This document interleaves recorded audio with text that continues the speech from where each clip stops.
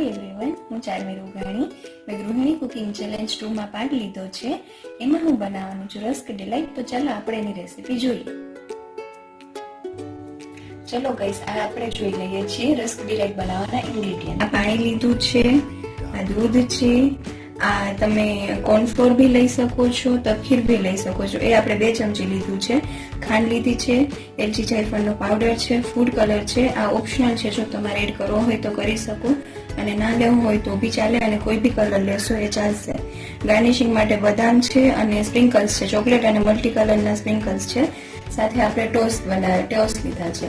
તો ચલો આપણે સૌથી પહેલા જોઈશું હવે શું કરીએ.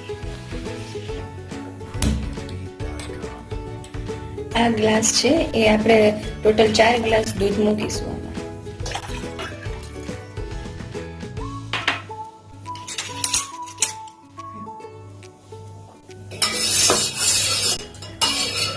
હવે આપણે પહેલા દૂધને એક ઉકળો આવે ત્યાં સુધી એને આવી રીતે ઉકળવા દઈશું.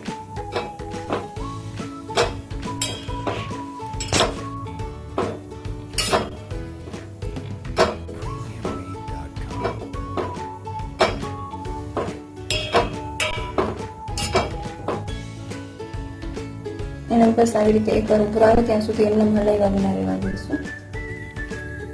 દૂધમાં ઉભરો આવે છે ત્યાં સુધી આપણે આ જે તપકીર લીધી છે એમાં આપણે આપણો જે ફૂડ કલર લીધો છે એ નાખીશું.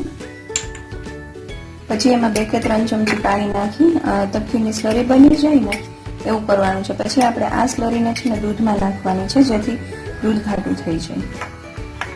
આ મેં 2 ચમચી તપકીર લીધી છે, એમાં અત્યારે 3 ચમચી પાણી નાખ્યું છે.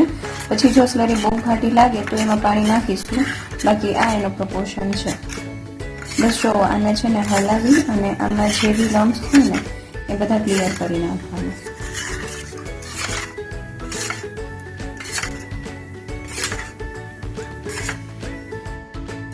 જો હવે આમાં છે ને આમાં એક ઉભરો આવી ગયો છે. હવે જે આપણે આ તપકીર વાળું બનાવ્યું હતું એ સ્લરી આમાં એડ કરી દઈશું.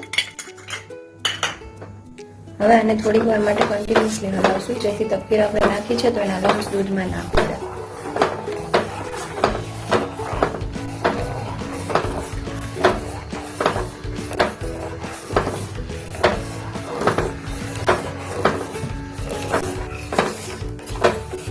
હવે આમાં આપણે 2 ચમચી ખાંડ નાખશું.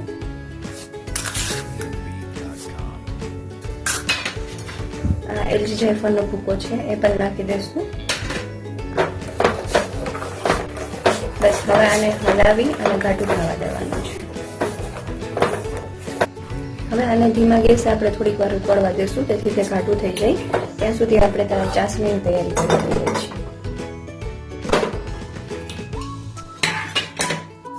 આ 3 ચમચી જેટલી ખાંડ છે, એમાં 1 ગ્લાસ પાણી નાખીશું. હવે આને આપણે ઘાટી ચાસણી નથી બનાવવાની, ખાલી ખાંડ ઓગળી જાય એટલી જ બનાવવાની છે.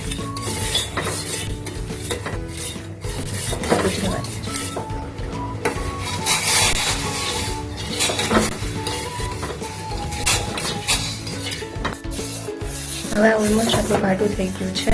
હવે ચાસણીને અને ટોસ્ટનો જે આપણે આજે બનાવ્યું છે ને ટોસ્ટ માટે જે દૂધ, એને આપણે ઠરવા દઈશું.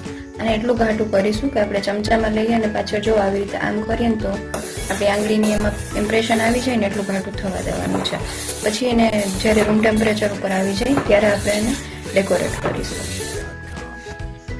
હવે આપણે આ છે ને મેં કેક ખીણ લીધું છે, એની જગ્યાએ તમે કોઈ પણ શેપનું તમને જેવી બાઉલ પસંદ હોય એ તમે સર્વિંગ માટે લઈ શકશો. હવે આપણે છે ને આમાં ટોસ્ટને એસેમ્બલ કરીશું. સૌથી પહેલાં આપણે ટોસ્ટ મૂકીશું.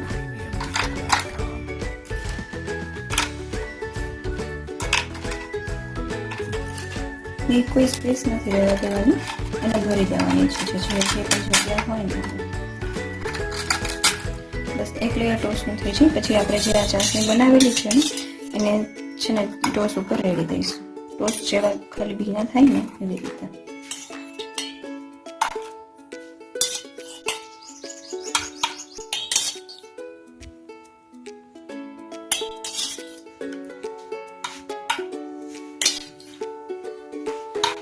એક લેયર ચાસણી મૂકીશું. પછી આપણે જે દૂધ બનાવેલું હતું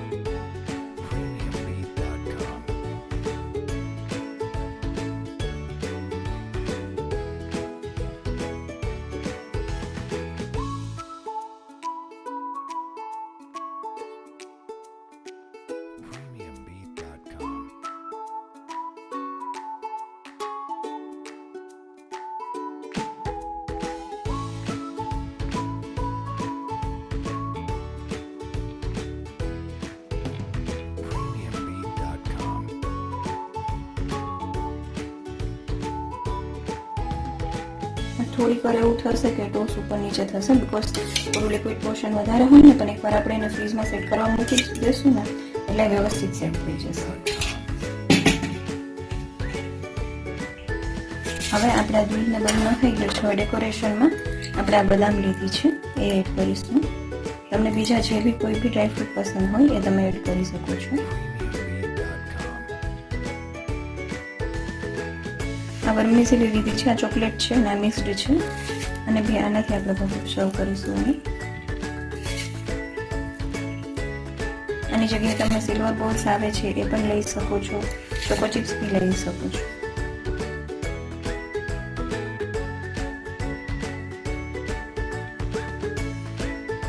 હવે આને આપણે 2 થી 3 કલાક માટે ફ્રીઝમાં સેટ થવા માટે રહેવા દેશું. એકદમ ઠંડુ થઈ જાય પછી એનો પીસ કરી અને બાળકોને સર્વ કરી શકો છો.